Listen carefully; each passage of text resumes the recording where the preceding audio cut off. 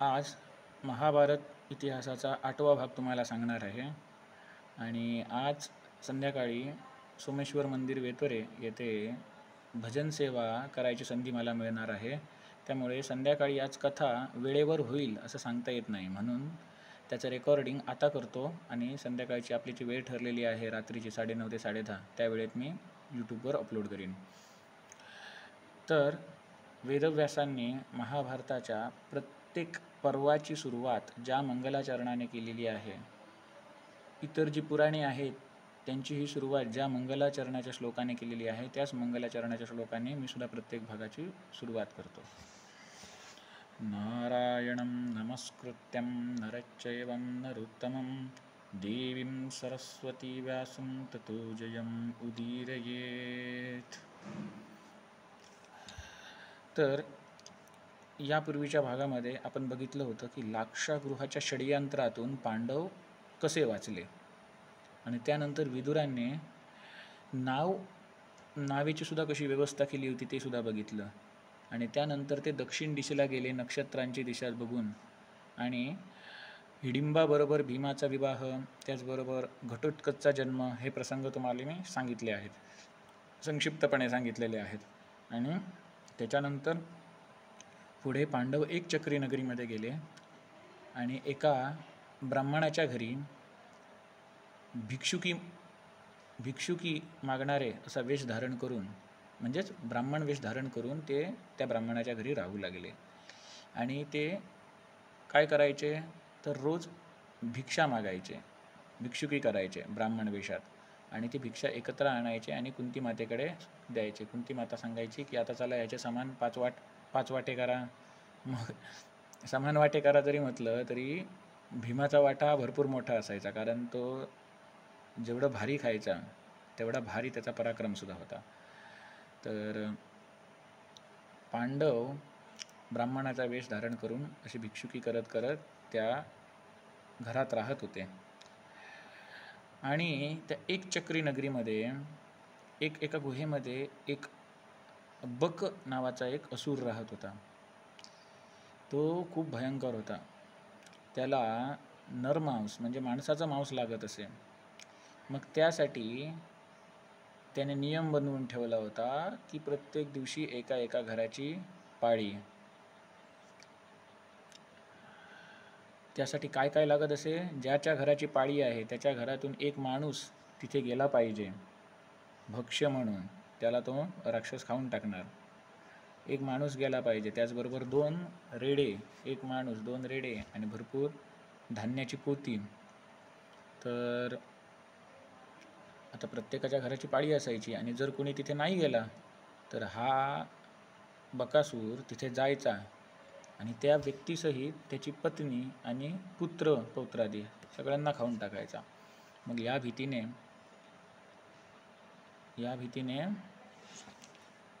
सगळे लोक त्याला घाबरायचे. आणि तिथला जो राजा होता तो सुद्धा बकासुराला घाबरत होता. त्याची सुद्धा काही त्या बकासुराच्या पुढे चालायची नाही. मग एक दिवस कुंती मातेने ऐकले की ती ज्या घरामध्ये आपल्या पुत्रांसहित राहत होती त्या घराचा जो मुखिया आहे, तो ब्राह्मण, तो आपल्या पत्नीला सांगतोय की हे बघ, आज आपल्या घरावरची पाळी आहे, तर 2 रेडे त्याचबरोबर हे धान्य वगैरे आहे, आता एक माणूससुद्धा धाडला पाहिजे, आता तो मीच जातो, मला खाऊ दे त्या राक्षसाने. तू काय कर, तू आमचा जो छोटा मुलगा आहे, मुलगी आहे, तिचं रक्षण कर, तिच्या पुढे लग्नाचं आणि बघ, असं सांगून त्याच्या डोळ्यातून अश्रू येत होते ब्राह्मणाच्या. मग ब्राह्मणाची जी सहचारिणी धर्मपत्नी म्हणू लागली की हे बघा, तुम्ही असं म्हणू नका, लग्नात मी तुम्हाला वचन दिलेलं आहे, मी तिकडे जाते, तुमचं संकट माझ्यावरती घेते, मला खाऊ देत त्या राक्षसाने, पण तुम्ही या मुलीला सांभाळू शकता, छोट्या मुलाला सांभाळू शकता, त्याचं लग्न वगैरे लावून देऊ शकता या दोघांचं. मुलीसुद्धा आता लग्नाच्या वयाची झालेली आहे, त्यामुळे तुम्ही जाऊ नका, मी जाते. तर हे दोघांचं असं भाषण चाललं होतं. त्याच वेळेला तिथे कोण आली, मुली आली त्यांची. मुली म्हणाली की हे बघा आई बाबांनो, मी काय सांगते ते तुम्ही नीट ऐका. आता काहीही झालं तरी माझं तुम्ही लग्न लावून देणार, आणि लग्न लावून देणार म्हणजे मला तुमच्यापासून लांब जावेच लागेल, म्हणजेच अर्थातच तुम्ही माझा त्याग करणार आहात लग्नाच्या निमित्ताने तरी. तर आताच माझा त्याग करा ना, मीच जाते बकासुराकडे, खाऊ देत त्याने मला. शेवटी काही लग्नाच्या निमित्ताने माझा त्याग करायचाच आहे, तर मीच जाते.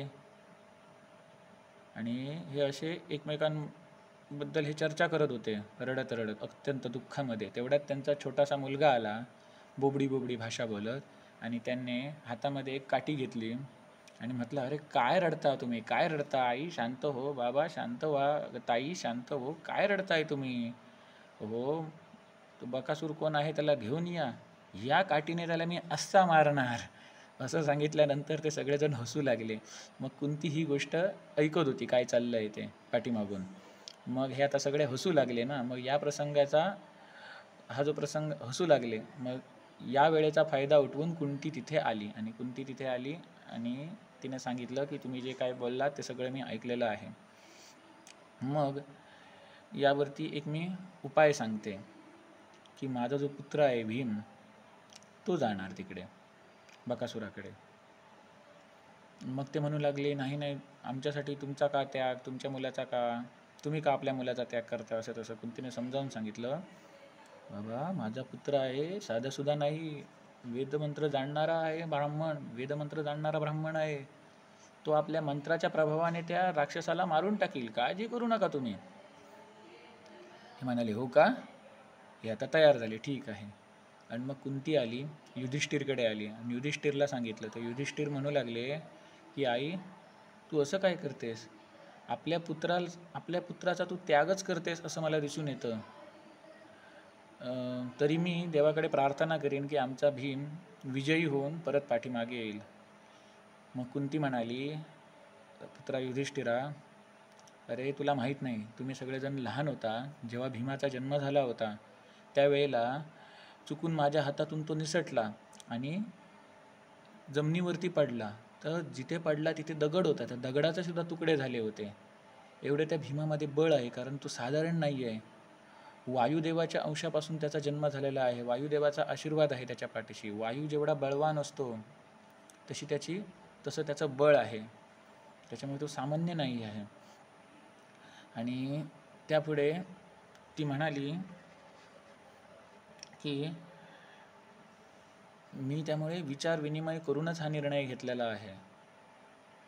त्यामुळे आपले दोन प्रयोजन सिद्ध होणार. एक म्हणजे काय, तर आपण ज्यांच्या घरी राहत आहोत एवढे दिवस त्यांचे आपण उपकार फेडणार, कारण आपला धर्म असं सांगतो की जो आपल्यावरती उपकार करतो त्याचे आपण कितीतरी अधिक पटीने त्याचे उपकार फेडले पाहिजेत. हा महाभारतामध्ये श्लोक आलेला आहे. त्याचप्रमाणे म्हणजे तो श्लोक तुम्हाला वाचून दाखवतो. यावच्च कुर्यादन्यस्य कुर्याद बहुगुणं ततः. म्हणजे दुसरा मनुष्य आपल्यावरती जेवढे उपकार करतो त्याच्या कितीतरी अधिक पटीने आपण त्याच्यावरती उपकार केले पाहिजेत. मग त्यानंतर ती सांगते की आपण त्यांचे उपकार फेडणार आहोत, हे एक आपलं प्रयोजन सिद्ध होणार. आणि दुसरं एक आपलं प्रयोजन सिद्ध होणार ते म्हणजे काय, आपण या नगरातल्या लोकांची म्हणजे प्रजेचं या रक्षण करणार. त्यामुळे आपल्याला काय म्हणणार, महान धर्माचं पालनाचं आपल्याला फळ मिळणार. तर आपण इतक्या लोकांचे प्राण वाचवणार, त्यामुळे आपल्याला काय मिळणार, महान धर्माचं फळ मिळणार. म्हणजे एकाची हिंसा करून, एकाला मारून बाकीच्यांचं भरपूर लोकांचं रक्षण होत असेल तर ते काय आहे, तो धर्म आहे. आणि जर एकाला वाचवण्यासाठी हजारो लोकांचा बळी जात असेल तर तो काय झाला, अधर्म झाला. म्हणजे एका पाप्याला मारून हजारो निष्पाप जीव वाचत असतील तर तो धर्म, आणि एका निष्पापाला मारून हजारो पापींचं जर फावत असेल तर तो अधर्म. त्यामुळे अहिंसा परमो धर्म म्हणतात, पण त्या योग्य कॉन्टेक्स्टनुसार अर्थ लावला पाहिजे. समजलं असेल आता मी उदाहरण सांगितलं त्यानुसार. तर पुढे कुंती सांगते की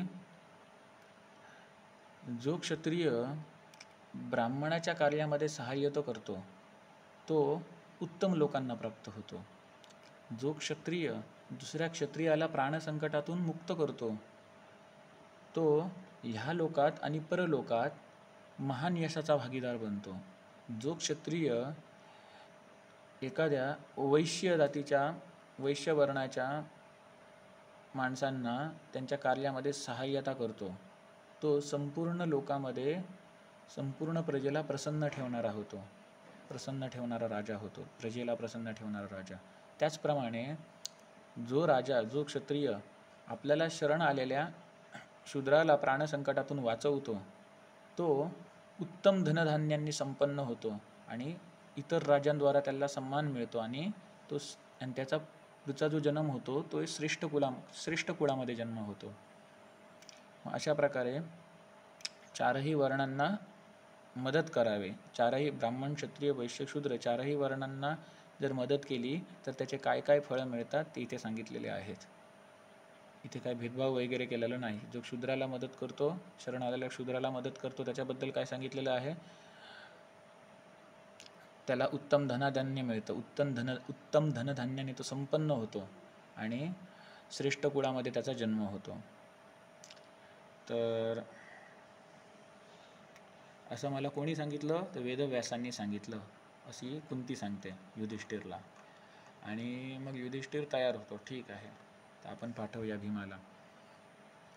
आणि भीम तिकडे हे सगळं सामान घेऊन जातो, भोजनाचं सामान, 2 रेडे, भरपूर पोती भात, त्याचबरोबर स्वयं मनुष्य म्हणजे तो स्वयं भीम गेला तिकडे. आणि मुद्दामून ते धान्य आहे ते आपण खायला सुरुवात करतो, भात आणि आपण खायला सुरुवात करतो आणि मुद्दाम बकासुराला मध्ये मध्ये हाका मारित राहतो. आणि बकासूर बाहेर येऊन बघते तर कोण हा मनुष्य इथे आला आहे, याला लवकर यमलोकात जायचं आहे वाटतंय, मला जे खाद्य आणलेलं आहे ते आपणच खातोय. आणि त्याचं वर्णन कसं होतं ते महाभारतामध्ये आलेलं आहे. त्या राक्षसाचं वर्णन, उसका शरीर बहुत बड़ा था, वह इतने महान वेग से चलता था मानो पृथ्वी को विदीर्ण कर देगा, उसकी आंखें रोष से लाल लाल हो रही थी, आकृति बड़ी विकराल जान पड़ती थी, उसके दाढ़ी मूछ और सिर के बाल लाल रंग के थे. आज लाल रंगाचे दाढी मिशी केस ठेवणारीची फॅशन आलेली आहे. तर इथे म्हटलं आहे ते राक्षसाचे केस, दाढी, मिशी डोक्यावरचे केस लाल लाल रंगाचे होते. मुंह का फैलाव कानों के समीप तक था, तोंडाचा जो फैलाव आहे तो कानांपर्यंत होता.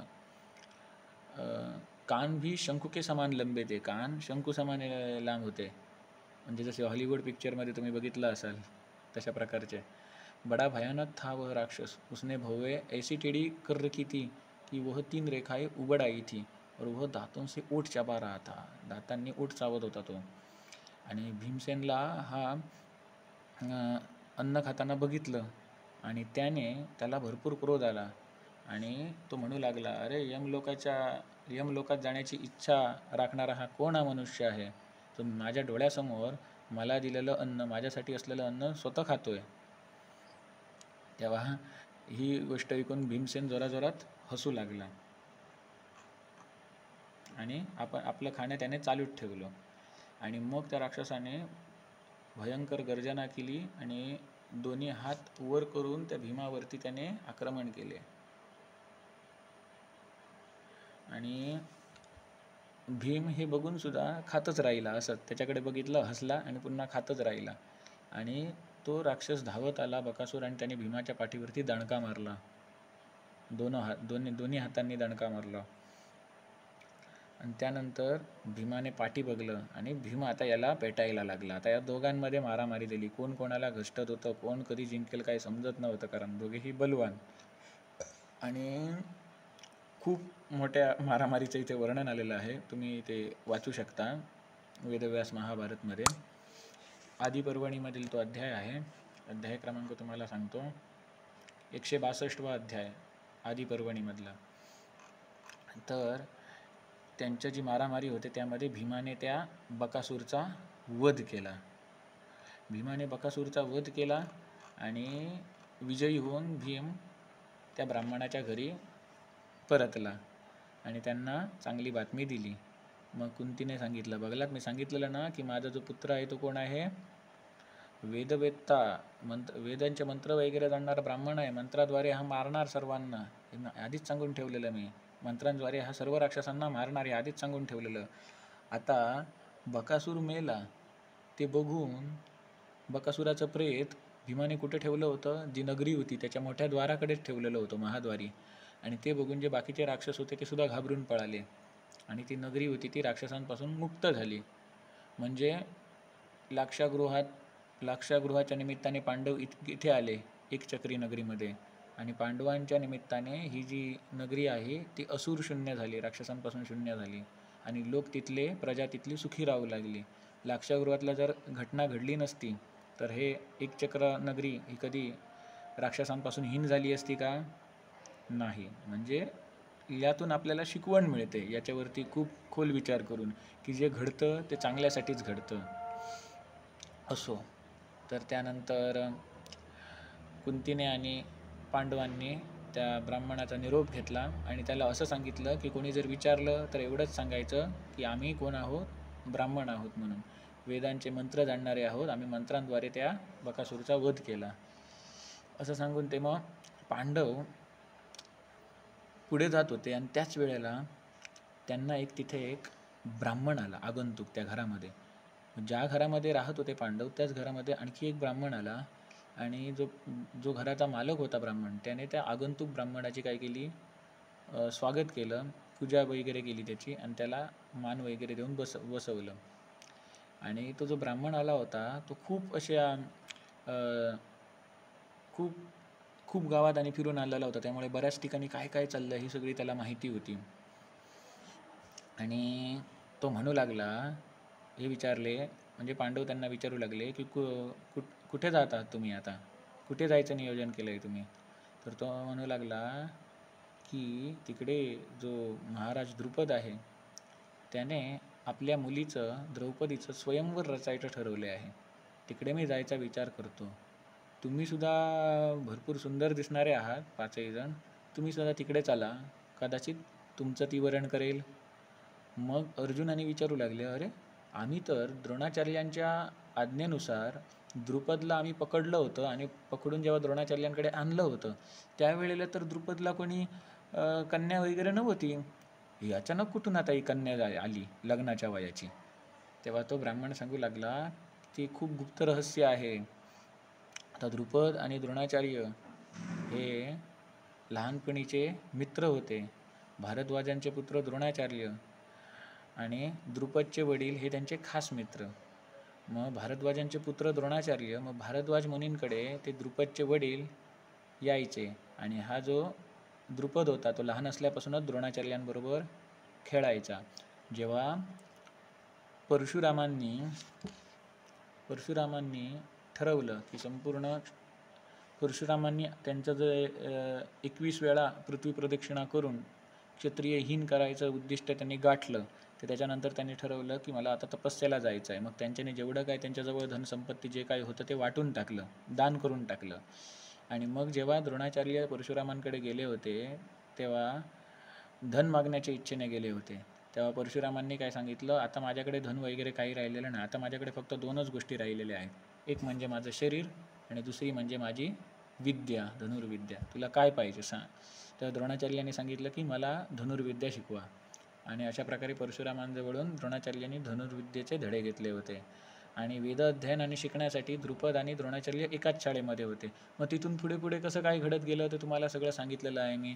द्रुपदने द्रोणाचार्यांचा केलेला अपमान, आणि त्याच्यामुळे द्रोणाचार्यांनी गुरुदक्षिणेच्या निमित्ताने पांडवांना द्रुपदला पकडून आणायला सांगितलं, पराजित करून आणायला सांगितलं. मग द्रुपदचं अर्धराज्य घेतलं, म्हणजे जी नदी आहे, नदीच्या उत्तर भाग माझा, दक्षिण भाग तुझा, असं करून अर्धराज्य घेतलं. आणि त्याच्यानंतर गायींचा सुद्धा वाटप केला गेला. मग द्रुपदच्या राजाला ज्या 50% गायी आला त्यातली एक गाय द्रोणाचार्यांनी आपल्याकडे घेतली. ते सगळं तुम्हाला सांगितलेलं आहे. त्यामुळे द्रुपदला खूप आपला अपमान झाल्यासारखं वाटलं. मग त्यांनी यज्ञ करून घेतलं, आणि त्या यज्ञामध्ये त्याला अशी संतान पाहिजे होती जी द्रोणाचार्यांच्या वधाला कारणीभूत ठरेल, ज्यामुळे ह्या कौरवांचा विनाश होईल, कुरुवंशीयांचा विनाश होईल, अशी संतान त्याला पाहिजे होती. आणि त्याची अशी सुद्धा एक इच्छा होती की त्याने आता अर्जुनाचा पराक्रम बघितला होता त्यावेळेला, आणि त्याची इच्छा अशी होती की मला जर कन्या असती तर मी नक्कीच तिचा विवाह या पराक्रमी अर्जुनाबरोबर लावून दिला असता, तिचं लग्न पराक्रमी अर्जुनाबरोबर लावून दिलं असतं. आणि त्याने ते जे यज्ञ केलं, त्या यज्ञामध्ये त्या राजाची जी सहचारिणी होती, धर्मपत्नी हिला तिथे यायला वेळ झाला, मुहूर्त यज्ञाचा टळत होता. त्यामुळे त्या ऋषीमुनींनी वगैरे जसा प्रभू श्री रामचंद्रांच्या वेळेला पायस बनवला होता, तसा जो खाद्यपदार्थ बनवला होता तो मुहूर्त होत आला, मुहूर्त जाईल म्हणून त्यांनी तो त्या यज्ञकुंडातच ओतला. मग यज्ञकुंडातून आगीतून जो प्रकट झाला तो युवक प्रकट झाला, एकदम युवावस्थेमध्ये, किरीटधारी, मुकुटधारी, शस्त्रांनी संपन्न असा तो धृष्टद्युम्न. गेल्या गेल्या तो रथावरती चढला. ते सगळे बघून पांचाळ नगरातील सगळे जे माणसं होती त्यांना आनंद झाला की हा द्रोणाचार्यांचा वध करण्यासाठी जन्माला आलेला आहे असं दिसतंय. आणि खरोखरच पुढे जाऊन द्रोणाचार्यांचा वध याच्याद्वारेच झाला होता. आणि त्यानंतर यज्ञवेदीमधून युवती कन्या तिथे प्रकट झाली, ती म्हणजे याज्ञसेनी द्रौपदी, जिचा कुरुवंशीयांनी केलेला अपमान त्यांच्या नाशाला कारणीभूत ठरला. आणि मग द्रुपदराजाची इच्छा होती की ही जी कन्या आहे हिचं लग्न अर्जुनाबरोबर लावून द्यायचं. पण त्याने जेव्हा चौकशी केली तेव्हा त्याला समजलं की लाक्षागृहामध्ये कौरवांचा माणूस पुरोचन होता, त्याने पांडवांना जाळलं. ही बातमी जेव्हा त्या द्रुपदला लागली तेव्हा तो खूप शोक करू लागला. अरे काय तो अर्जुन होता, त्याचा पराक्रम मी बघितला होता. अर्जुनाची खूप स्तुती करू लागला आणि त्याची आठवण काढू लागला. तो जर जिवंत असता तर माझी ही कन्या मी त्यालाच दिली असती. मग तो ब्राह्मणांना आणि विचारू लागला, आता मी काय करू, आता या कन्याचं काय करू. माझी इच्छा होती की ही जी कन्या आहे ती अर्जुनालाच द्यावी, हिचा हात अर्जुनाच्याच हातात द्यावा. आणि मग तो एक ब्राह्मण होता त्यापैकी, तो द्रुपद राजाला म्हणू लागला की पांडव आहेत ते धर्माच्या मार्गावर चालणारे आहेत. धर्मो रक्षती रक्षितः, जो धर्माचं पालन करतो धर्म त्याचं रक्षण करतो. मग माझं मन असं सांगतं की पांडव अजून सुखरूप आहेत, त्यांना काहीही इजा झालेली नाही. मग द्रुपद म्हणतो, हो का, कसं काय?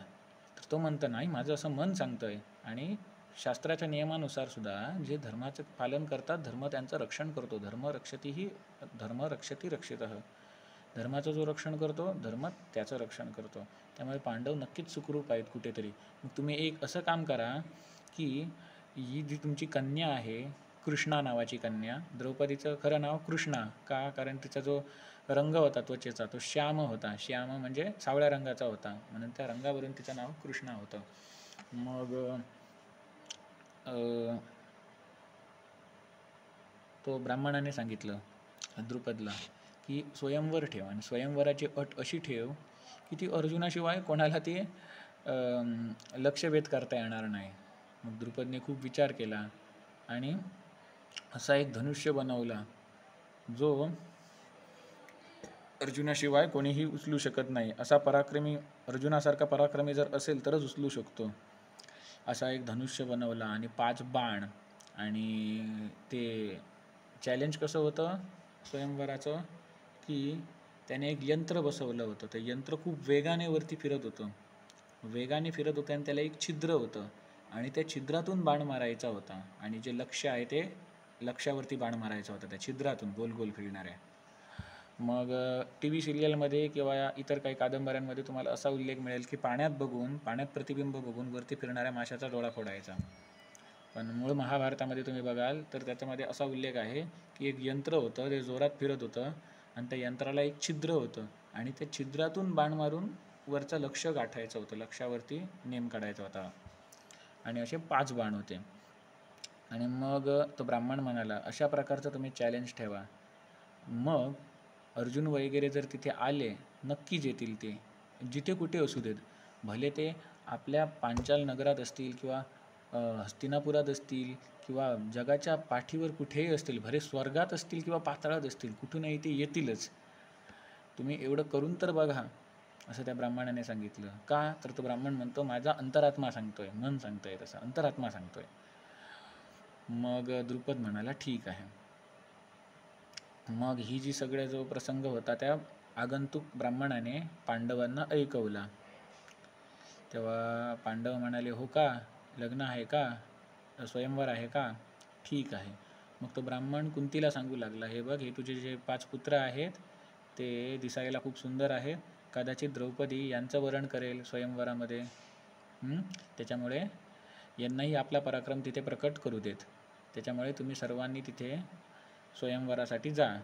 हे सांगून तो ब्राह्मणाने यांची आज्ञा घेतली आणि ब्राह्मण तिथून निघून गेला. आणि आता पांडवांनी ठरवलं, ठीक आहे, आपण जाऊन बघूया तर काय आहे स्वयंवर, कसं आहे ते. आणि पांडव बाहेर जायला निघाले तेव्हा वाटेत त्यांना सत्यवती नंदन वेदव्यास भेटले. मग वेदव्यासांनी त्यांना आठवण केली की हे बघा पांडवांनो, एक फार पूर्वीच्या काळात एक कन्या होती, तिचं काही लग्न जमत नव्हतं म्हणून तिने शंकराची उपासना केली आणि शंकराला प्रसन्न केलं. आणि शंकर म्हणाले, बोल, तुला काय वर पाहिजे, माग.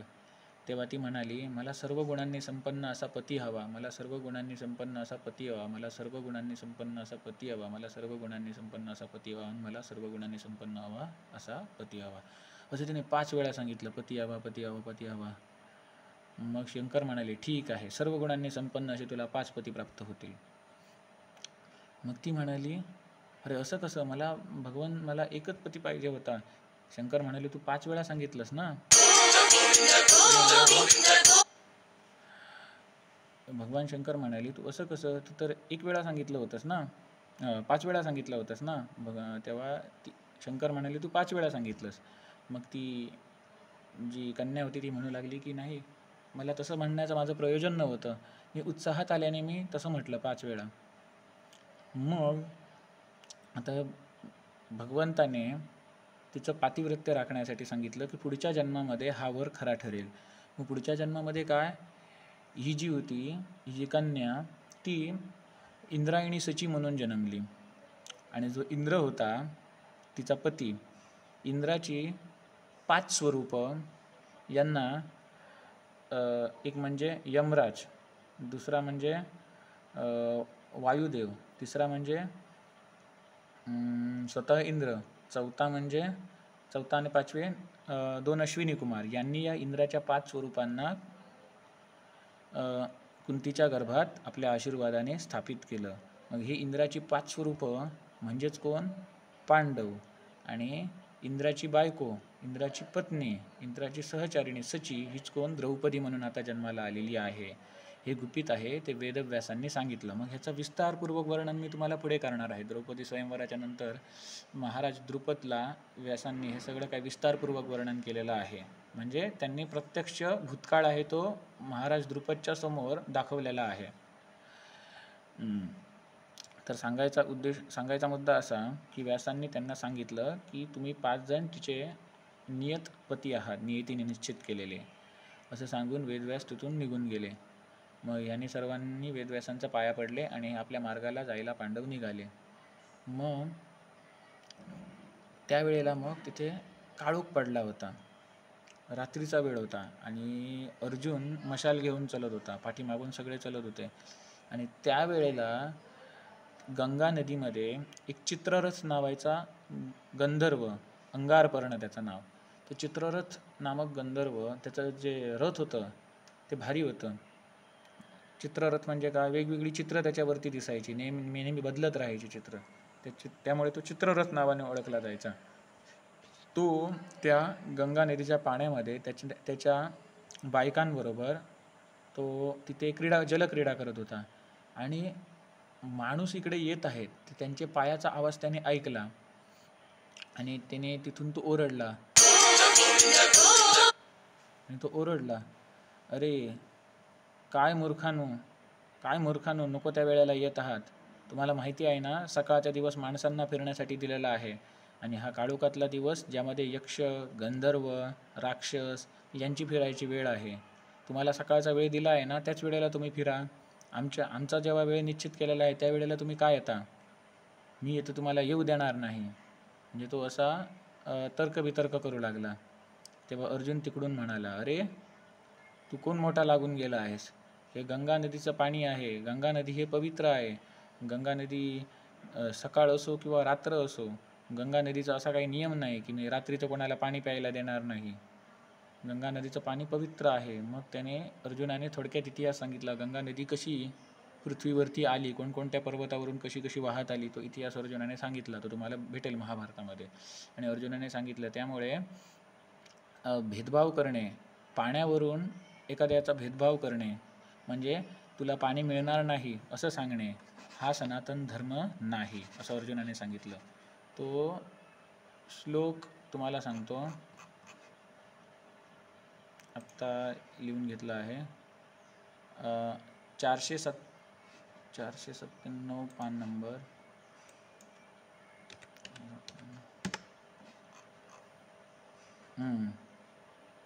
497 पान नंबर. आम्हा तोपर्यंत पॉज करतो व्हिडिओ. तर हा 23वा श्लोक आहे आदिपर्वामधला 169वा अध्याय. त्याच्यातील 23व्या श्लोकामध्ये म्हटलं आहे. अर्जुन सांगतो, अर्जुन म्हणाला, असंबाधा देवनदी स्वर्गसंपादनी शुभा कथमिच्छसी ताम्रोद्धू नैष धर्म सनातन. म्हणजे ही कल्याणमयी देवनदी सर्व प्रकारे विघ्नबाधांपासून रहित आहे आणि स्वर्गलोकाची प्राप्ती करून देणारी आहे. आणि त्याच गंगा नदीवरती तू आम्हाला यायला देत नाही आहेस. त्या नदीचा आम्हाला तू पाणी प्यायला देत नाहीस. हा सनातन धर्म नाही आहे. नैष धर्म सनातन. त्यामुळे एखाद्याला त्याच्या वर्णावरून, जातीवरून किंवा म्हणा त्याला पाणी प्यायला वगैरे न देणे हा सनातन धर्म नाही. हा काय आहे? अधर्म झाला. हे स्पष्टपणे महाभारतात सांगितलेलं आहे. पुढे तो म्हणतो, जिसे कोई रोक नहीं सकता, जहाँ पहुँचने में कोई बाधा नहीं है, भागीरथी की उस पावन जल का तुम्हारे कहने से हम इच्छानुसार स्पर्श क्यों न करे.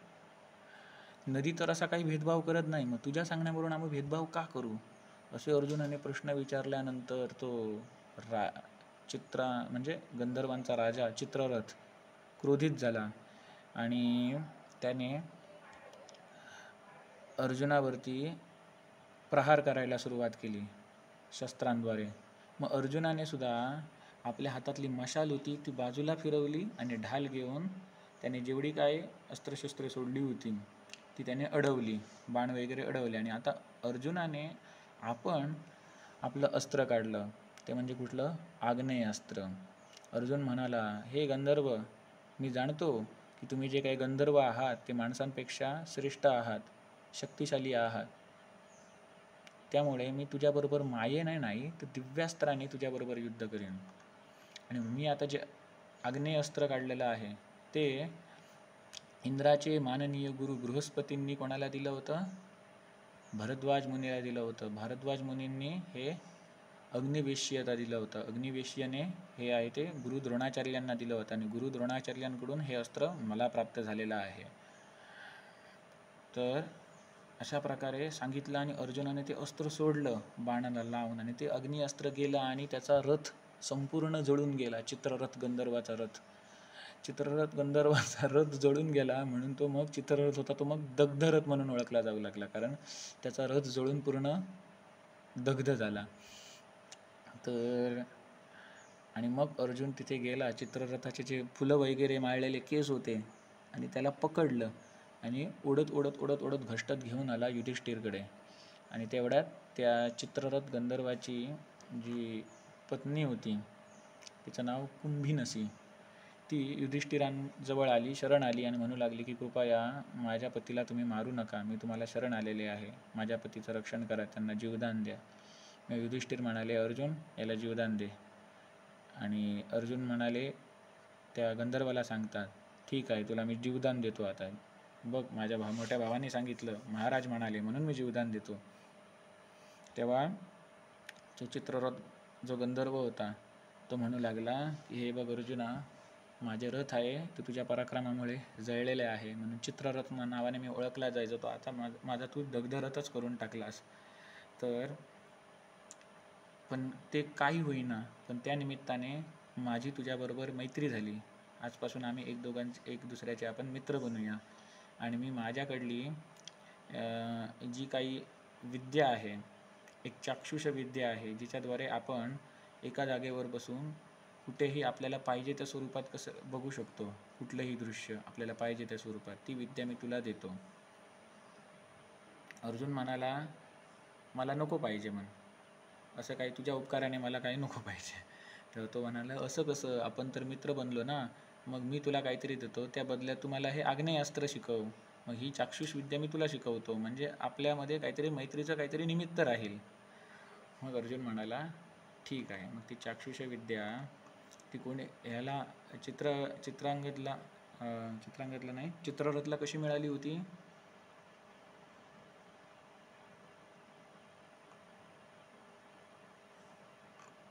त्याची गुरुपरंपरा परत आलेली आहे. राजा मनूने सोमाला ही विद्या दिली होती. सोमाने विश्ववसूला दिली होती. सोमा म्हणजे कोण? चंद्रदेव. सोमाने विश्वावसूला आणि विश्ववसूने मला दिली, म्हणजे चित्ररथ गंधर्व सांगतोय. आणि ही जी विद्या आहे ती जो चुकीच्या माणसाच्या हातात पडली तर ती नष्ट होते. मी ह्याचा उपदेश कसा द्यायचा हे सुद्धा मी शिकलेलो आहे. आणि त्यामुळे ही विद्या कशी प्राप्त होते? एका पायावरती 6 महिने उभा राहून ही विद्या प्राप्त केली जाते. पण मी तुला ती अशीच देत आहे, ही घे. आणि त्याचबरोबर मी तुला गंधर्व लोकातले 100 घोडे देतो, जे कसे आहेत? जे दिव्य आहेत. गंधर्व लोकातली घोडी ही पृथ्वी लोकातल्या रथ वाहणाऱ्या घोड्याबरोबर यांचं जर मिलन घडवून आणलं तर त्यांचा जो पुत्र होतो तो घोडा विशिष्ट शक्तींनी युक्त असतो, असं तो गंधर्व सांगतोय. आणि ते मनाच्या वेगाने धावणारे असतात. असे गंधर्व लोकातले घोडे तुला देतो, ज्यांचा आकार गरजेनुसार कमी जास्त होऊ शकतो, असे घोडे देतो. मग त्यांची कांती कशी दिव्य आहे ते घोड्यांचे सगळं त्याने वर्णन केलं. आणि तो अर्जुनाकडून त्यांनी आग्नेयास्त्र शिकला आणि अर्जुनाला ही चाक्षुष विद्या आणि हे घोडे दिले. मग त्यानंतर अर्जुनाने विचारलं की तू एवढा चांगला आहेस तर मगाशी आमच्यावरती तू का चिडलास? मग तो चित्ररथ गंधर्व म्हणाला की हे बघ, एकतर तुम्ही रात्रीच्या आला होतात आणि तू माझा जेव्हा अपमान केलास तेव्हा माझ्या बाजूला पत्नी होती. आपल्या स्त्रीच्या समोर जर कोणी आपला अपमान केला तर पटकन राग येतो, म्हणून मी त्या वेळेला चिडलो होतो. आणि दुसरी गोष्ट म्हणजे तुम्ही एवढे विद्वान असून सुद्धा तुमच्याजवळ कोणीही एक पुरोहित नाही. जर पुरोहित असेल तर जेवढी काही संकटे त्या राजावर येऊ शकतात ती पुरोहित सहज त्यांचं निवारण करू शकतो. त्यामुळे तुम्हाला एक चांगला धर्मशील असा निस्वार्थी असा पुरोहित तुम्ही शोधला पाहिजे. तुमचा एक पुरोहित असला पाहिजे. मग पुरोहिताचं महत्त्व काय? त्याच्यासाठी त्यांनी काही कथा सांगितलेल्या आहेत. जसे की जे सूर्यवंशी राजा होते त्यांच्या पुरोहिताचे काम कोणी केलं होतं? वशिष्ठ ऋषींनी. मग त्यांचा इतिहास आलेला आहे, विश्वामित्राचा इतिहास आलेला आहे. आणि त्याचबरोबर हा जो गंधर्व होता तो अर्जुनाला तप्तीपुत्र म्हणायचा. मग अर्जुन म्हणाले की अरे चित्ररथा, आम्ही तर कुंतीपुत्र होतो, आम्हाला परत तप्तीपुत्र का म्हणत आहात? तर तो म्हणाला की अरे, पूर्वजन्माची जी कुंती होती ही तप्ती या नावाने ओळखली जायची. आणि आता तप्ती ही कोण होती आणि त्यांचा आताच्या पांडवाशी काय संबंध आहे? तप्तीपुत्र हा पांडवांना का म्हणायचा? त्याचबरोबर पुरोहित असला पाहिजे पांडवांना. पुरोहिताचे महत्त्व त्याने कसं समजावून सांगितलं? आणि त्यापुढे पांडव द्रौपदी स्वयंवराला गेले, मग तिथला थाटमाट कसा होता आणि तिथे नक्की काय झालं हे आपण पुढच्या भागात बघूया. धन्यवाद.